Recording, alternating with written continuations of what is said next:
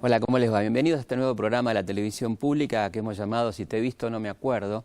Un programa en el que vamos a recorrer los últimos 50 años de historia argentina a través de archivos fílmicos de Canal 7, de la Biblioteca Nacional, del Archivo General de la Nación, con entrevistados. La idea es recordar lo que nos pasó en estos últimos 50 años, fragmentos de vida, de historias que tienen que ver con nosotros, con lo que nos pasa, con el deporte, el espectáculo, la política, el arte, la cultura, ejerciendo ese lindo derecho, ¿no?, de recordar, es decir, volver a pasar por el corazón. Vamos a la apertura.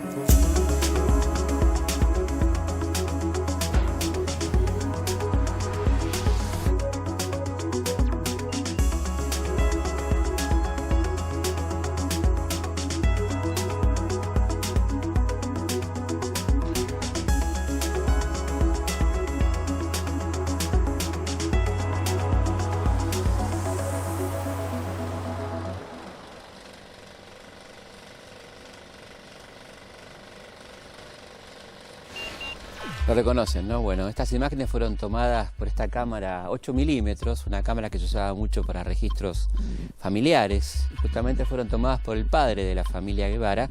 Y para hablar de esta familia tan particular, por supuesto, vamos a hablar con un queridísimo amigo, Juan Martín Guevara. ¿Qué tal, Juan Martín? ¿Cómo estás? ¿Qué tal? ¿Cómo estás? Muy bien. ¿Por qué a tu hijo le gustaba esto no era tan común en los años 30, ¿no?, que alguien se dedicara a filmar películas, ¿no es cierto?, caseras, hogareñas. Bueno, yo un poco lo que conozco es la herencia de aquello, ¿no? Porque yo nací en el 43 y ya se veían las películas familiares y las fotos, eran no solamente aquella famosa 8 milímetros, que después continuó con otras, me imagino, más modernas que yo conocí, ¿no? Pero fotografía, máquinas de fotografiar, no podía faltar eso, no podía faltar una máquina de fotos en casa. Era eso, mi vieja los libros, mi viejo también, ¿no? Poesía, pero mi vieja otro tipo de libros y el viejo eran las fotos. ¿Qué recuerdo tenés de infancia con tu hermano? Bueno, siempre fue un tipo muy movedizo, entonces el recuerdo era que siempre estaba de acá para allá, ¿no? No solamente viajando, porque lo que más se conoce de él son los largos viajes, los viajes moto, bicicleta, puede ser el último viaje, sino también andando por cualquier lugar o estudiando afuera, es decir, y estudiaba de noche, entonces estudiaba en otros lados, entonces eran horarios medio raros, es decir, que siempre eran encuentros con él, no era una cosa de estar con él, sino que uno se encontraba con él, de vez en cuando aparecía, entonces uno tenía la suerte de estar con él, ¿no? ¿Cómo fueron ese encuentro en Punta del Este? ¿Se encontraron en...? Bueno, nosotros ya la vez anterior que nos habíamos visto en Cuba en el 59, y mi vieja era un poco la que mantenía, había bastante dificultad con las cartas, entonces la que más mantenía la ida y vuelta era mi vieja, que había viajado para La Habana, para Cuba. Y bueno, ese encuentro fue el último encuentro, y además casi después en Cuba no estuvimos todos juntos, cuando fuimos en el 59. Entonces en el 61 es cuando nos juntamos los 5 hermanos, y el viejo y la vieja. Incluso había ido mi tía Beatriz y otra tía más, y habían ido amigos, y había ido cuñados, nuestros cuñados de Ernesto también. O sea que fue un encuentro familiar importante, ¿no? Y además, bueno, muy cargado de emoción, con tanta gente. ¿Era un tipo familiero que le gustaba el tema de la familia, afectuoso, digamos? Era familiero. La familia, nosotros no éramos, viste, esas familias así cariñosas, ¿no? Expresivas en el cariño, digamos. Teníamos un cariño muy intenso, pero de otra manera, ¿no? Y él sí era muy fijón, ¿no?, en eso de los cumpleaños, de fulano, y con la gente que quería sobre todo, ¿no? O sea, había preferencias. Enseguida continuamos con la entrevista. Vamos a ver imágenes del 6 de septiembre de 1930, un día realmente trágico para la historia argentina. Ahí comenzaba una costumbre por parte de los grupos de poder que recurría a la fuerza militar porque sabían que nunca iban a poder llegar al gobierno por el voto popular, y por lo tanto ahí comenzaba entonces, en aquellos años 30, una década infame marcada por la tortura, la desocupación, la miseria, la exclusión política, el fraude, que llamaron patriótico para excluir a la chusma, como ellos decían. Vamos a ver entonces este fragmento de imágenes de aquel golpe trágico del 6 de septiembre de 1930.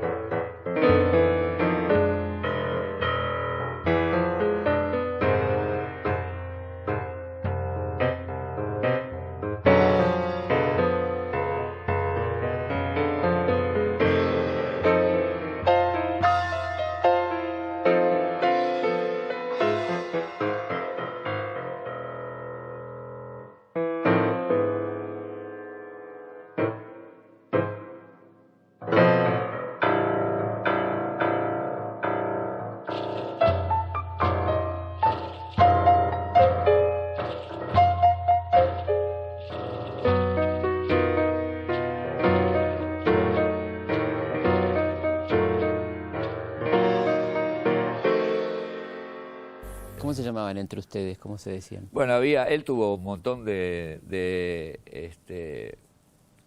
apodos y sobrenombres, ¿no? Desde el Teté famoso, aquel con que firmó esa primera esquela que mandó desde Sierra Maestra, firmaba Teté. Bueno, Ernestito era porque mi viejo era Ernesto, entonces era Ernestito. Y hay una firma de él, ¿no? Ernestito y todos unos rulos después de ahí, después de la O. Después Chancho, pero firmaba en la revista Tacle, Chancho, era Chancho. Y bueno, por último fue Che.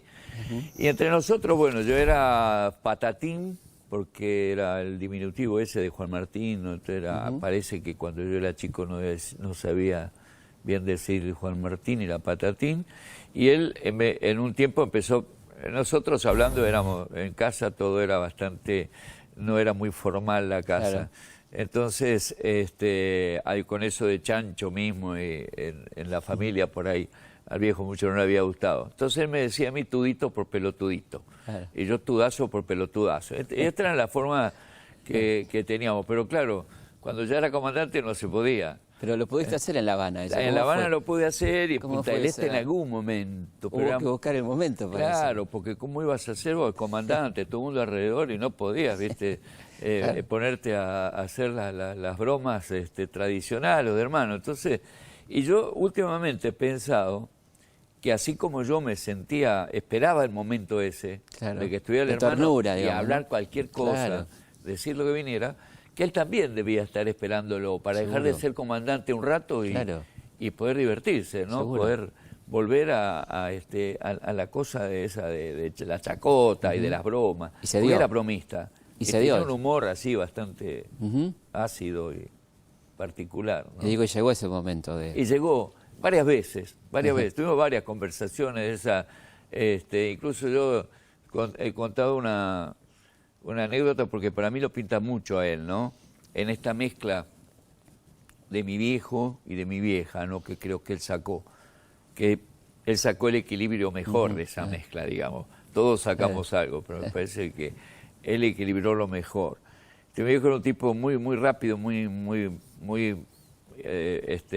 enseguida se ubicaba, un don de ubicuidad increíble, además muy rápido para avivarse de las cosas, ¿no? Y bastante tramposo, ¿no? El viejo era tipo que aprovechaba las circunstancias. Entonces una vez estábamos en La Habana, ya habíamos llegado en enero y él había tenido un accidente y tenía un brazo que se lo habían enyesado, pues estaba con un trapo y cuidando el brazo. Y ya no estaba usando el trapo, pero bueno, había estado mal. Entonces en un momento que estábamos solos, él me viene, me pega un empujón, yo empujo, empezamos a jugar de manos, que era una de las cosas que hacíamos. Entonces le pego en el codo, en el brazo que había tenido lastimado. Entonces se agarra y dice, ay. Claro, yo cuando hace ay, me quedo así. Entonces me pega una piña y me sienta, pero me desparrama. Entonces un rato le digo, ¿qué te pasa? Y dice, no, nunca te descuides con el enemigo, me dice. Y entonces yo pensando más adelante en estas cosas de que después vos te vas dando cuenta de quién es tu hermano, ¿no? He ido llegando a la conclusión de que él sacó cosas del viejo en esto, ¿no? En la viveza, ¿no? Y las cosas de la vieja era la investigación, la disciplina, la ética, la moral, ¿no? Esta cosa que la vieja tenía tan dura, ¿no? El viejo era bien flexible, ¿no? Esta mezcla de la flexibilidad y la disciplina inflexible que tenía uno y otro, que no sé cómo habrá sido este conocimiento de mi viejo y mi vieja y por qué uno y otro es distinto. Sí, distinto, sí, muy distinto. Después de una larga gira por países de Europa y América Latina, el 24 de junio de 1935 moría en un accidente aéreo en Medellín Carlos Gardel, el zorzal criollo, bueno, una de las figuras más importantes de la música argentina. Y vamos a ver imágenes de su entierro en Buenos Aires, un entierro que tuvo sus bemoles porque de alguna manera fue propiciado por el presidente Justo y Natalio Botana para tapar el famoso debate de las carnes protagonizado por Lisandro Latorre en el Senado. Apuraron un poco el traslado de los restos para que empezara a ocupar la primera plana de los diarios y la gente se ocupara de otra cosa y se desentendiera de aquel negociado de las carnes. Se transformó, por supuesto, en uno de los velatorios y entierros más populares y más concurridos de la historia argentina, el homenaje del pueblo a su queridísimo zorzal criollo. Al evocar lejana en el tiempo, próxima en el recuerdo la tragedia de Medellín, queremos hacerlo a través de un documento que trasunta todo el afecto del pueblo de Buenos Aires y todo su dolor ante el zorzal caído.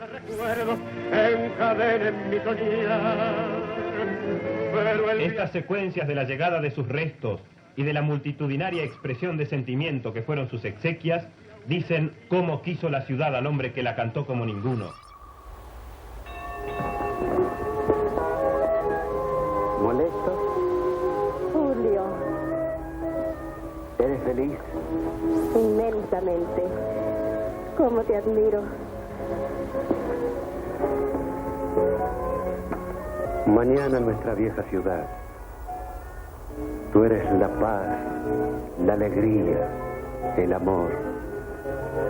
Son viejas palabras que me traen la brisa, como una bienvenida, y su perfume, y su suspirar. Margarita, Margarita.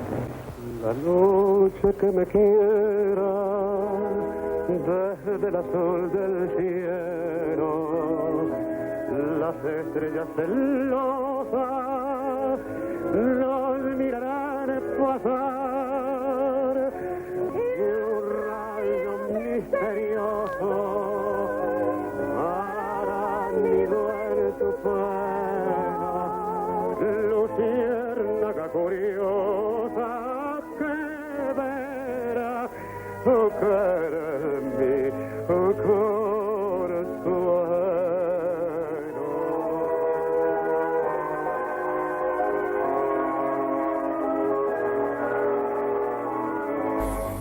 ¿Cómo era tu mamá, no? Porque estabas contando esta cuestión, ¿no? ¿Cómo era tu hija? ¿Qué importancia tenía en la familia? Mucho peso, ¿no? Sí, yo creo que los dos, porque casi se hace siempre mucho hincapié, por eso yo cuento esto, ¿no? Sí. Por ejemplo, el extraordinario gusto por la poesía que todos tuvimos, pero que Ernesto lo explayó y además lo hizo conocer, es decir, claro. Nosotros también hemos leído poesía, nos gustaba la poesía y hemos sido poetas frustrados como él dice que era un poeta frustrado, pero no somos Che como para que los demás conozcan.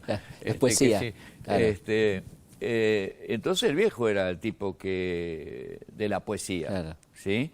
Y se la trasladó, incluso él con León Felipe habló bastante, y hablaban de incluso con un mexicano, hablaban de Rubén Darío, y había leído mucho a Rubén Darío, y el viejo era un hincha de Rubén Darío. Entonces digo que el viejo también tuvo su importancia. Claro. La vieja era una persona muy culta, había estudiado en un colegio bilingüe, y entonces hablaba francés y hablaba español, y no solamente hablaba, sino que conocía de historia francesa, de cultura francesa, leía en francés, leía en español y leía mucho. Leía mucho y una persona que se interesaba mucho en las cosas, siempre estaba investigando, y una persona muy disciplinada en las cosas. Entonces, sobre todo en estas cosas, no en las cosas familiares o domésticas, pero sí en los temas de estudio e investigación, si era una persona... entonces, esta mezcla, ¿no? Esta cosa de... Yo creo que una cosa es los sueños de mi viejo, que siempre vivía pensando cosas la utopía, medio irrealizables, pero que las intentaba realizar. Y la cosa de la vieja que era los pies en la tierra, ¿no? Entonces, esta mezcla de la utopía y el sueño con hacerlo, me parece que la mejor mezcla y combinación la tuvo Ernesto. Vamos a ver un fragmento de un reportaje de Canal 7 a tu mamá, cuando vino de La Habana. Luego después pasó al Perú y al Ecuador. Del Ecuador lo único que hizo fue permanecer en Guayaquil. Y en Guayaquil unos amigos lo convencieron de que fuera para Guatemala, porque su meta no era Guatemala sino Caracas. Pero abandonó la idea de Caracas y se fue a Guatemala. ¿Qué iba a hacer a Guatemala, señora? En realidad él no iba para ninguna cosa especial, iba a vivir en un clima de libertad, en un país de América donde realmente había libertad. ¿Cuál fue la actuación de Guevara en Guatemala? En realidad él trató de poner todas sus fuerzas al servicio del gobierno de Arbenz, naturalmente sin ningún resultado. Bien, hasta aquí hemos seguido el viaje de su hijo por América, señora. Ahora, ¿podría decirnos usted cómo se conectó con el movimiento 26 de julio? Él había conocido en Guatemala ya a Raúl Castro, hermano de Fidel, y habían simpatizado juntos. Ahora a Fidel Castro lo conoció recién después de abandonar Guatemala y pasar a México. ¿Lo conoció en México? Lo conoció en México, efectivamente. ¿Cuándo llegó a Cuba su hijo? Mi hijo llegó a Cuba en noviembre de hace 2 años, en los últimos días de noviembre. ¿Y qué lo llevó a plegarse al movimiento 26 de julio? En realidad, él siempre había sido un gran ferviente defensor de la libertad en todo sentido y un gran amante de un movimiento fomentador, de un movimiento panamericanista, de todas las naciones latinoamericanas sobre todo. Y seguramente con Fidel Castro se han entendido bien por esa misma causa, porque los dos tenían exactamente las mismas aspiraciones o los mismos propósitos. Y ahora, señora, que las noticias procedentes de Cuba indican que todo parece estar a punto de resolverse a favor del movimiento 26 de julio, ¿cómo ha recibido usted esas noticias procedentes de Cuba? Bueno, si me dice usted cómo las he recibido, se refiere usted al modo como las recibí. Fue de un modo muy civilizado, por un llamado por teléfono de alguien que las había oído por radio. No, me refiero a qué sintió usted cuando le comunicaron eso. Bueno, pues imagínese que una gran alegría mezclada con una especie de efervescencia e intranquilidad que no me ha abandonado hasta el momento. Por supuesto. Señora, muchísimas gracias. ¿Has visto este material? ¿El de la entrevista? No lo había visto. No, la verdad que para mí, y además es una emoción ver a la vieja y pensando cosas, ¿no? Cuando hablaba de cuál era el espíritu de libertad que tenía Ernesto y un poco el reflejo de ella, ¿no? Porque ella se convierte prácticamente en una militante a partir de la revolución, a partir de lo que es la revolución cubana y haber llegado después a La Habana, ¿no? Realmente para ella es todo un volver a sus raíces y a las raíces más cristianas que ella tenía, ¿no? Fue una persona que nunca abandonó el concepto de cristianismo en el sentido de la hermandad, en el sentido de el hombre nuevo, digamos. Del hombre nuevo, en ese sentido, ¿no? La vieja era una persona así, una persona muy abierta. ¿Cómo te gusta que se recuerde a tu hermano? Bueno, de verdad es muy complejo porque el recuerdo es un recuerdo que cada uno tiene y además que la propaganda también hace de eso, difunde, ¿no? Entonces pone remeras, pone esto, pone aquello. La cara más conocida, que es la foto de Corda, que es cuando la explosión de la cubre, por eso además esa cara tan tensa, ¿no? Tan dura. Para mí no es la expresión más clara de él. Es por supuesto, que fue un hombre que tuvo que hacerse duro para hacer las cosas que hizo. Pero la expresión más me parece que más lo representa, son esa que está un poco jocoso, con una mirada inteligente, pero una mirada más con más amplitud, más humor, ¿no? Y que se lo recuerde como un pensador, como un luchador, pero como un pensador. Y eso es realmente en lo que últimamente yo he estado y hemos estado, ¿no? Tratando de reivindicar todo aquello en lo que él participó, escribió, transformó, su pensamiento transformador, ¿no? Su concepción del mundo transformadora. No solo libertaria, no solo de libertad, como decía la vieja, ¿no? Sino de transformar las cosas para que esa libertad sea efectiva, ¿no? Bueno, tengo un regalito para vos que te va a gustar, del Diario de la Nación, de cuando vino Ernesto a Buenos Aires. Sí, estaba mirándolo de reojo, y realmente para nosotros que nos despedimos de él en Montevideo y después nos enteramos que no nos había dicho nada, pero nos enteramos que había estado por acá por Buenos Aires, fue una sorpresa. Y bueno, y ahí la visitó a María Luisa, claro, una tía mía en la calle Martín Omar, ahí en San Isidro, ¿no? Que ella estaba enferma, había tenido una hemiplegia y fue a visitar. Y la fue a visitar. Sí. Bueno, Juan Martín, muchísimas gracias. No, gracias bueno, por la invitación y por este periódico, ¿no? Un gustazo. Muchas gracias. Gracias a vos. Bueno.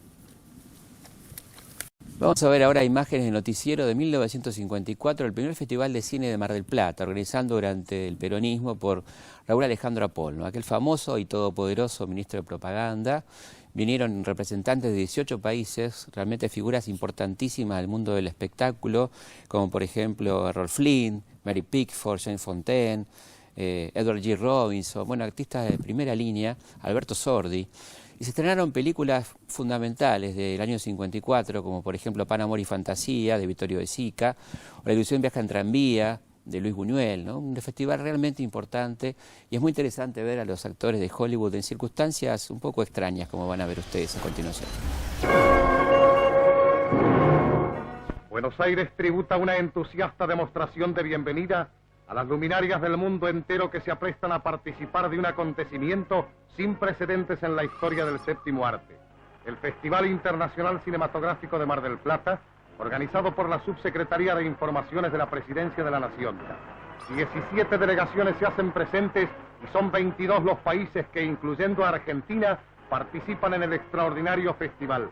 La gran actriz española Aurora Bautista es recibida por Malvina Pastorino y el director Luis César Amadori. La nutrida delegación norteamericana está integrada por famosísimas estrellas y astros a quienes el público identifica cariñosamente. Susan Cabot y Wendell Corey. Y con ellos las hermosas japonesitas. Después, Rosita Moreno, Robert Cummings, Janet McDonald, Jim Raymond, Mary Pickford, Claire Trevor y Irene Dunn, Edward Robinson, Jean Fontaine, Barbara Rush, Errol Flynn, Fred Murray y Walter Pidgeon. En Mar del Plata ya está todo dispuesto para brindar a las delegaciones visitantes las atenciones y agasajos debidos a personalidades que tanto han hecho y hacen por evadirnos de nuestra diaria rutina. Por cierto que ellos merecen nuestro agradecimiento como calificados obreros de la gran fábrica de sueños que es el cine. A lo largo de 30 cuadras, desde la estación del ferrocarril hasta la residencia destinada a los gratos visitantes, una estrecha y cálida fila de afecto sigue la lenta marcha de los vehículos. Laura Hidalgo, Olga Zubarri, Santiago Gómez Cú, Narciso Ibáñez Menta y otros artistas argentinos. Michelle Simón y Vivian Romance frente al Provincial.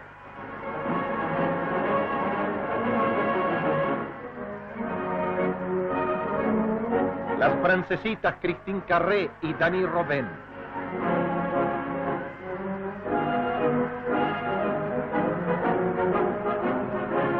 Juan José Míguez es asediado por los cazadores de autógrafos. Acontecimiento de singulares relieves técnicos y artísticos reviste el estreno de la primera película rodada en Technicolor por el sistema denominado Cinemascope. El general Perón, que preside los actos del festival, asiste a la presentación de esta novedad en compañía de altas autoridades.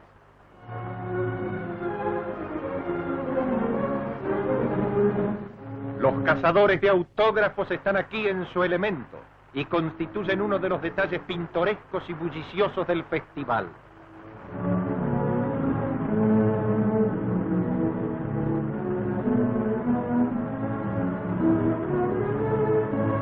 Muchos años hacía que el presidente de los argentinos no visitaba la luminosa ciudad balnearia. Su pueblo no quiso desaprovechar la oportunidad de expresarle con la sinceridad que él sabe hacerlo todo el reconocimiento y la gratitud que debe a su obra de gobernante. Siempre en honor de las delegaciones se realiza una brillante jornada deportiva en las magníficas instalaciones del Parque Camet. Una exhibición de un deporte auténticamente nuestro, el pato. Entre los agasajos dispuestos a las delegaciones no podía faltar uno de genuino sabor argentino, en apariencia prosaico, pero por cierto singularmente sabroso, un asado a la criolla.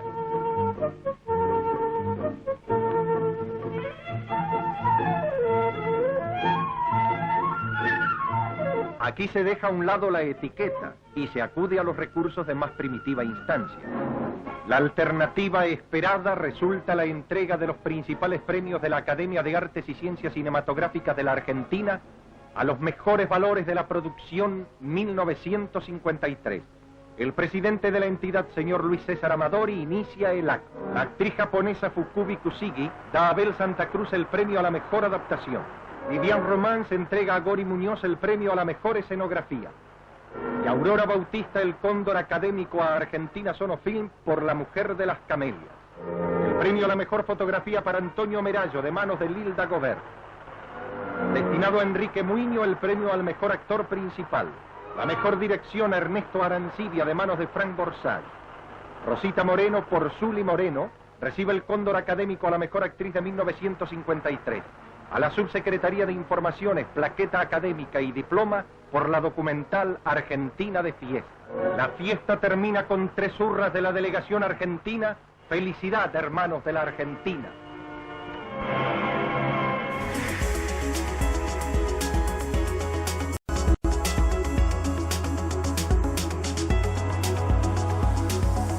De inmediato se escuchará la palabra del excelentísimo señor presidente de la Nación Argentina, doctor Héctor J. Cámpora.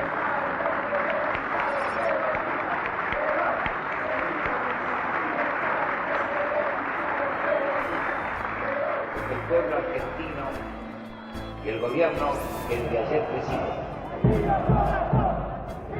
Argentina es nuestro gobierno justicialista.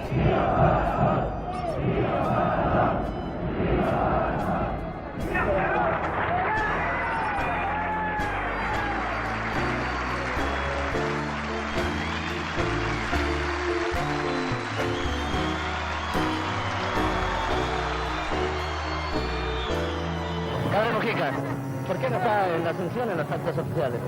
Bueno, ahora voy a ir acá a la Casa de Gobierno cuando jure el doctor Cámpora, pero no me quería perder esta alegría tremenda del pueblo y me parecía que tenía que estar justo a mis compañeros villeros en este momento de alegría del pueblo. Gracias, muy amable.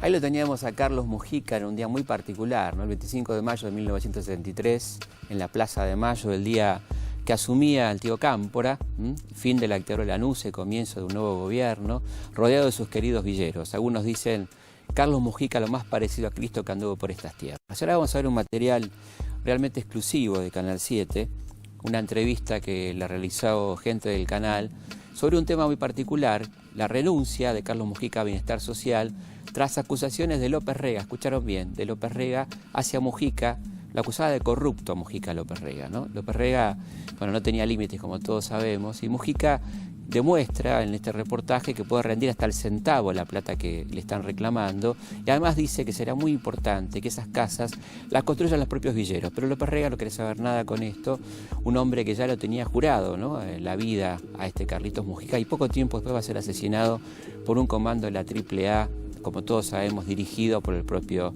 López Rega. Vamos a ver entonces este reportaje realmente interesantísimo del archivo de Canal 7. Padre Carlos Mujica, hace algunos días nosotros hemos podido saber que usted renunció a una importante misión en el ámbito del Ministerio de Bienestar Social. Quisiéramos hacer dos preguntas.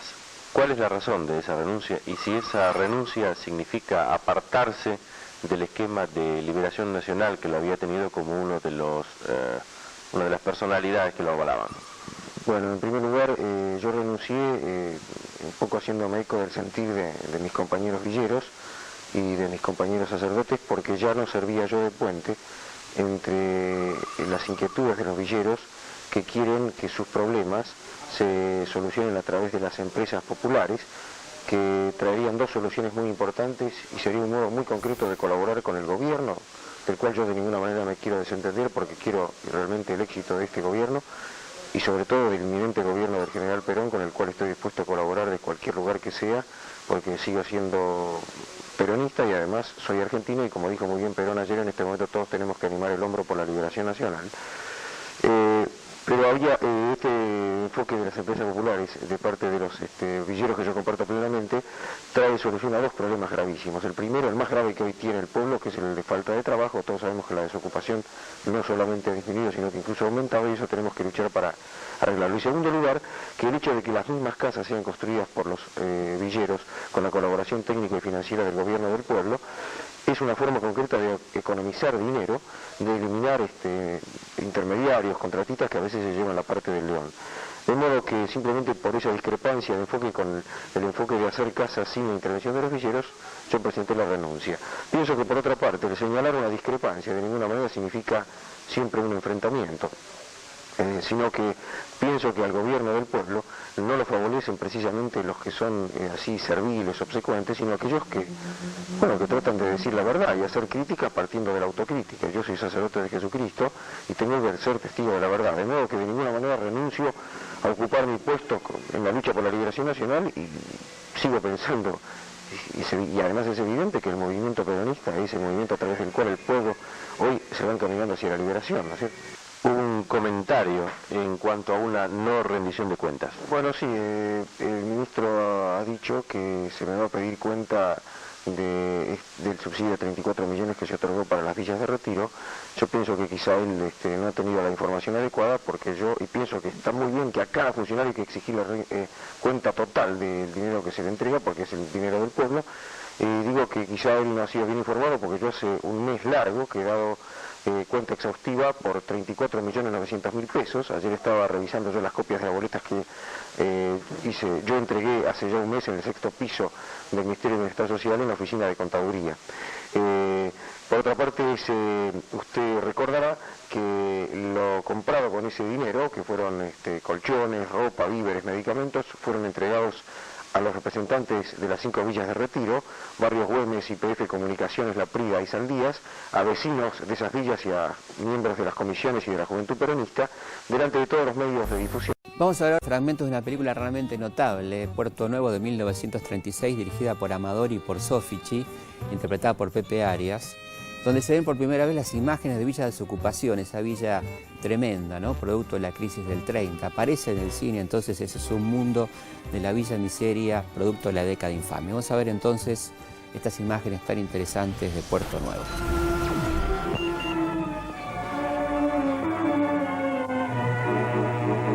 En Puerto Nuevo, mi barrio amigo, buscando abrigo, mi vida en flor, como un descanso por el camino que mi destino me marcó. Porque eres pobre, pero sincero, es que te quiero y no te olvidaré. Cuando lejos de ti me encuentre a mi Puerto Nuevo,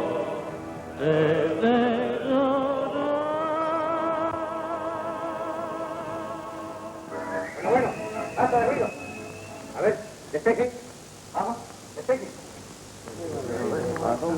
Ahora ya no se puede ni cantar. No, no se puede. Y a vos, que sos el organizador de esta serenata, tengo orden del comisario para que desalojen la casilla antes de las 24 horas. Pero, cabo. Usted también ya puede ir haciendo la mudanza. ¿Pero por qué causa, sargento? Vos por loco y tu compañero por escandaloso. Se la pasa cantando todo el día. Vea, ahí tiene razón. Yo siempre se lo digo. Canta muy mal, comisario. Yo no soy comisario. No. ¡Qué injusticia!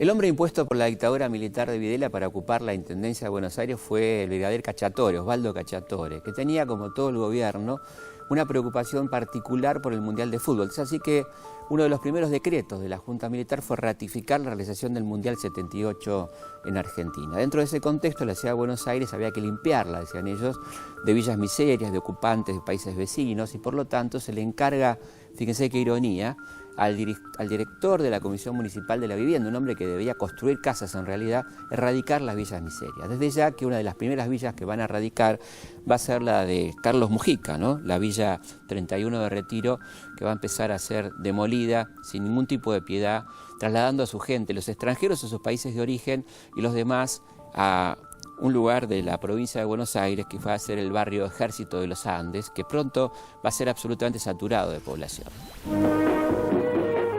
La Municipalidad de Buenos Aires sigue empeñada en su tarea de erradicar en los próximos 5 años las villas de emergencia del ámbito metropolitano. Uno de los últimos operativos se cumplió en un sector de la zona de Retiro, donde cientos de familias tienen asentadas sus precarias viviendas. En este caso, la Intendencia Municipal respondió al pedido de quienes solicitaron su traslado a terrenos propios y en muchos casos a viviendas costeadas con su esfuerzo propio. Aquí la implacable, a la vez que efectiva acción de la piqueta para evitar el asentamiento de nuevos ocupantes. El director de la Comisión Municipal de la Vivienda, doctor Guillermo del Choco, y el teniente coronel Eduardo Braco, funcionario de la Dirección de Limpieza, presenciaron las tareas de apoyo.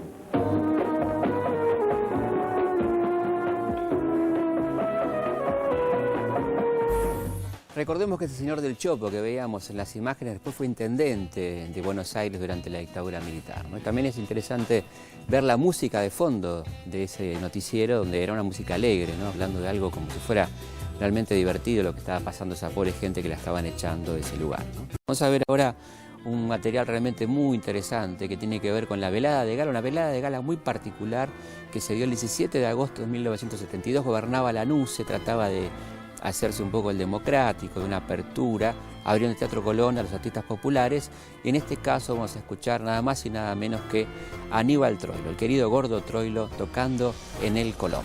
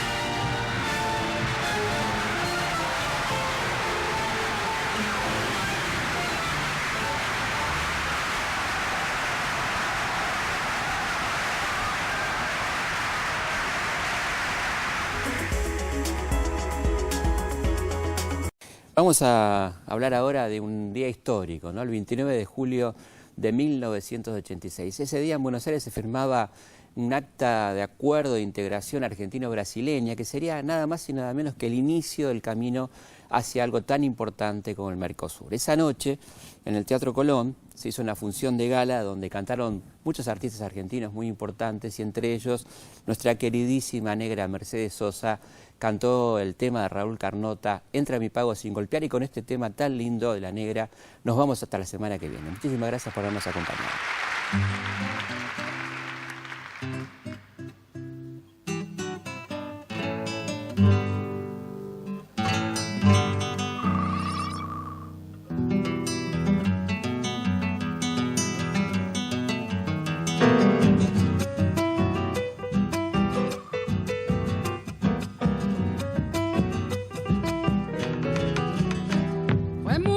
Mi pena andando lejos del pago, tanto correr para llegar a ningún lado, y estaba donde nací, lo que buscaba por ahí.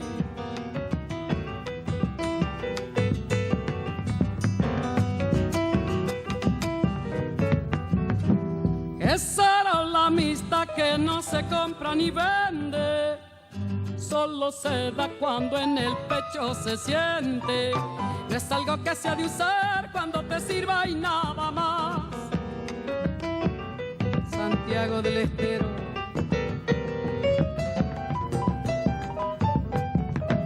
Así es como se dan en la amistad mis paisanos.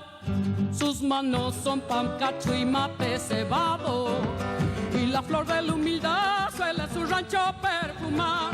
La vida me han prestado y tengo que devolverla cuando el Creador me llame para la entrega, que en mi hueso, piel y sal abona en mi suelo natal. Domingo.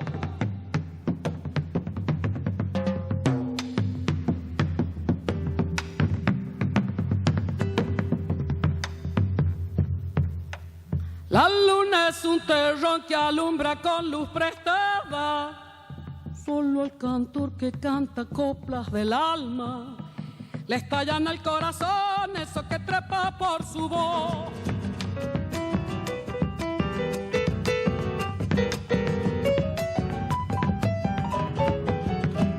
Cantor para cantar si nada dicen tus versos. Ay, ¿para qué vas a callar al silencio? Si es el silencio un cantor lleno de duendes en la voz.